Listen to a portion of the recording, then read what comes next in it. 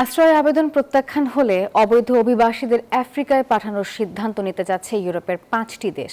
আর এতে অনিশ্চিত হয়ে পড়েছে ওই দেশগুলোতে আশ্রয় নেওয়া অন্তত 40,000 বাংলাদেশির ভবিষ্যৎ।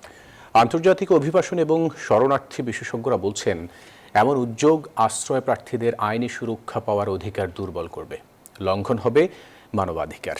বিস্তারিত জানাচ্ছেন শাহ আলী জয়। সামনে স্বপ্নের ইউরোপ, উন্নত জীবনের আশায় সেখানে যেতে এমন ঝুঁকিপূর্ণ পথ পাড়ি দেওয়ার কার্পণ্য করেন না অনুন্নত বিশ্বের লাখ লাখ মানুষ। পৌঁছতে পারলে ঠাঁই হয় শরণার্থীর তালিকায়, আবার বৈধ পথে গিয়েও মেয়াদ শেষে ফেরেন না অনেকে। রাজনৈতিক আশ্রয় চান ইউরোপের বিভিন্ন দেশে।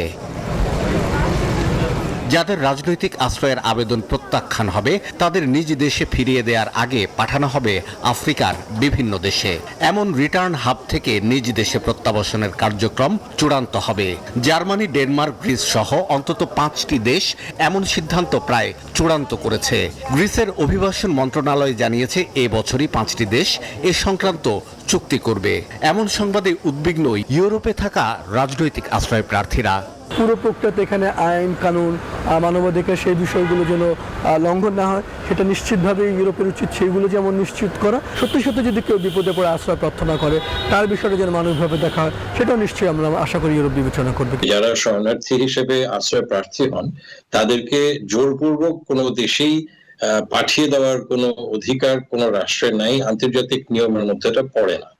যদি পড়ে তাহলে কোনো রাষ্ট্র বা ব্যক্তিও ওই রাষ্ট্রের বিরুদ্ধে তার একটা অবস্থান নিয়ে আন্তর্জাতিক আইনেরও শরণাপন্ন হতে পারে।